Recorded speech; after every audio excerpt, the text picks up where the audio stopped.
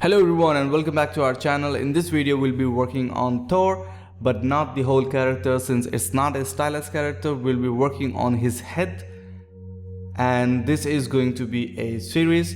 So if you guys are working by watching my videos, if you guys are learning, so I don't want to rush in one video. I want to keep it simple so that you guys can follow easily. So what I thought, I can focus on head, then I can next video I can focus on the body itself. The next part will be the armor, the hammer, cape, like that.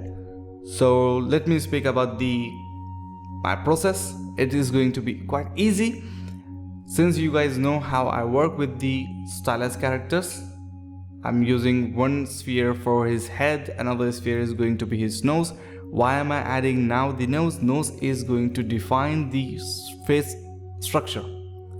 Since we don't have any other detail to work with, since he have a beard and his mouth is quite hidden and we don't have anything else to work with, so we need to have a beard before even we go to his mouth.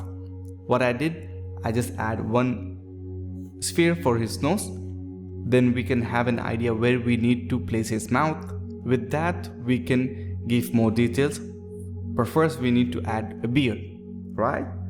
So once you have a shape of his mouth, you can a little bit refine it, give it a proper shape.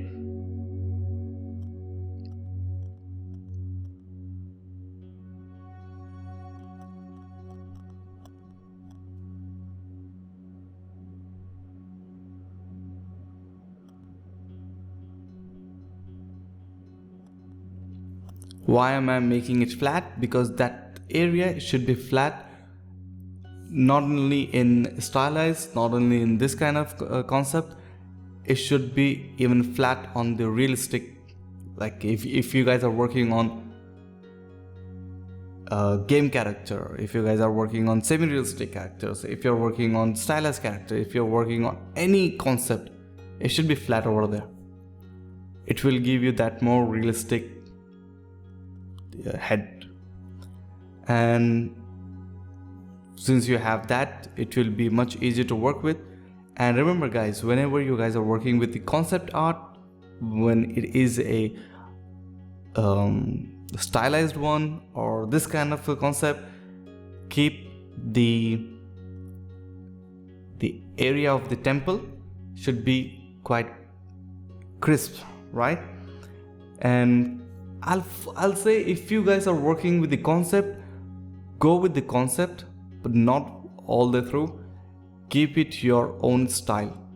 When you guys are working and you're learning steps, like you guys are working and learning new things, you guys will have a new technique which is your own.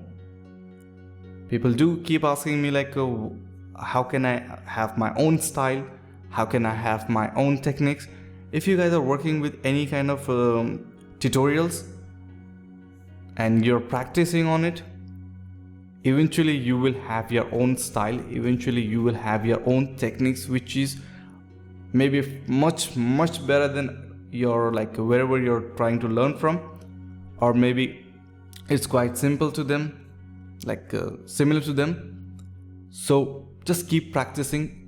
You'll have much better than like other techniques other people do have.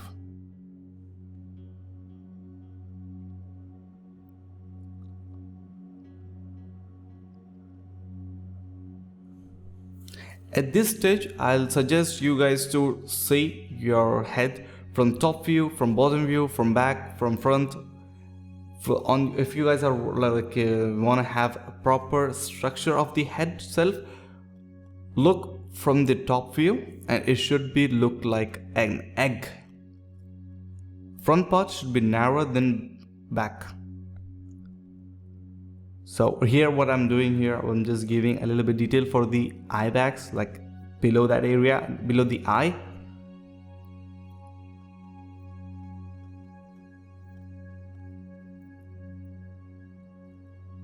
Now you can see, if I don't get the proper view, I'll straight go down or back, top, wherever I get the proper view to work with.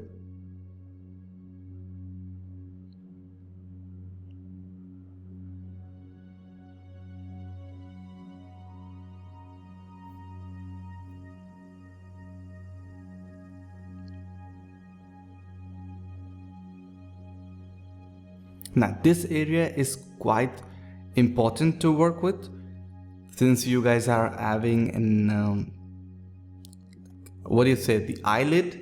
That is kind of a tricky if you don't know.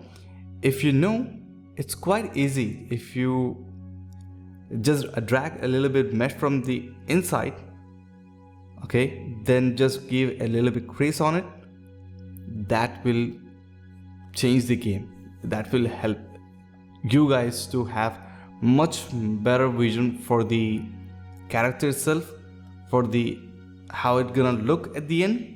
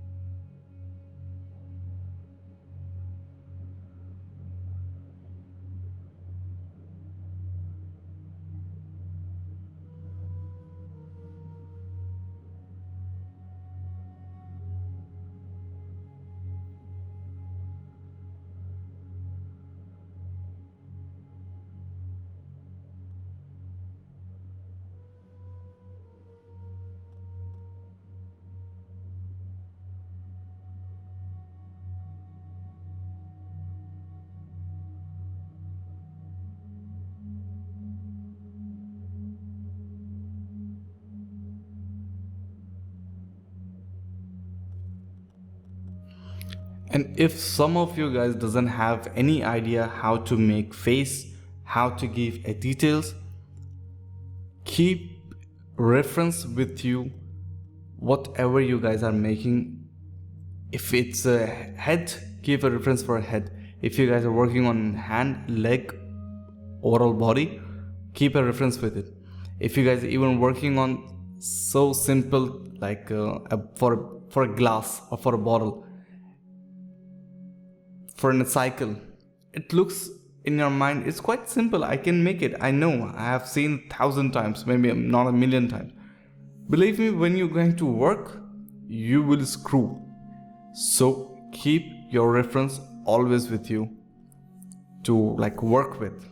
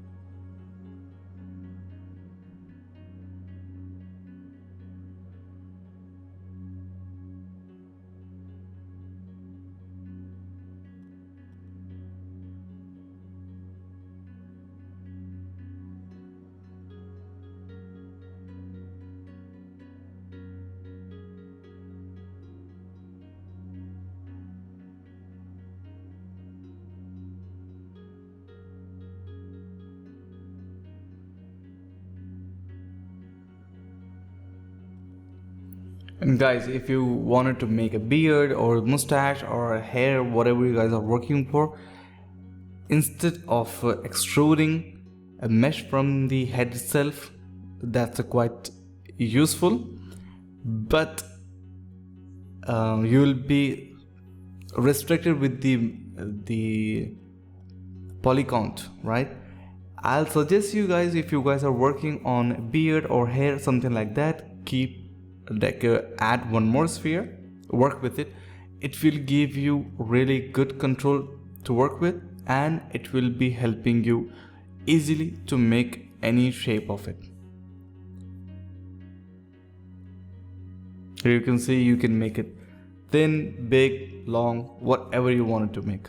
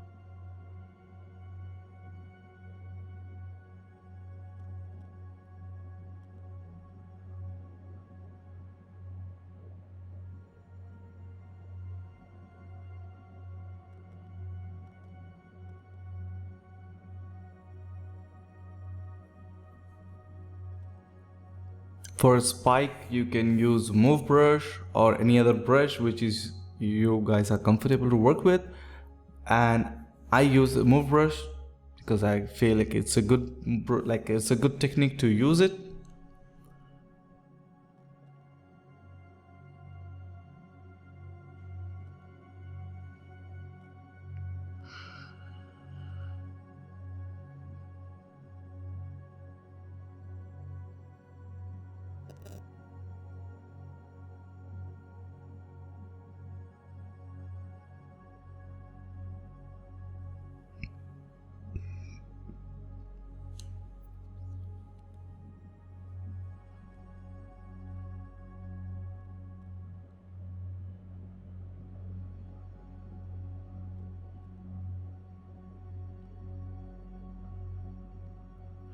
This is just going to be a basic shape, a basic detail on it.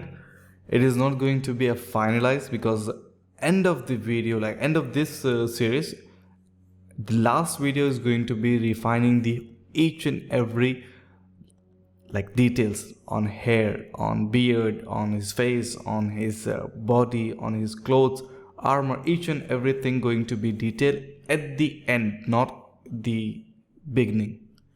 Just we're just trying to give a blockouts or just give a basic shapes of the character itself.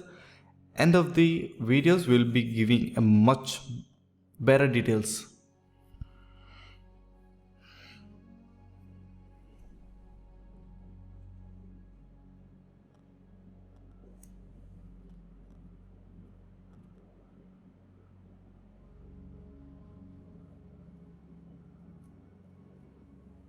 Now for eyebrows, I don't suggest you to add one more sphere for eyebrows. You can just extrude the mesh from the face, since it has that already, that shape is already there. It's easy to work with that.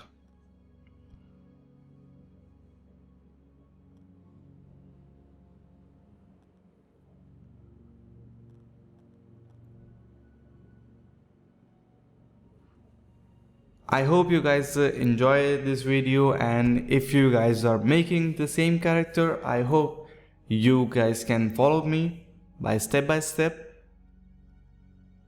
So that's it for this video. See you in next one.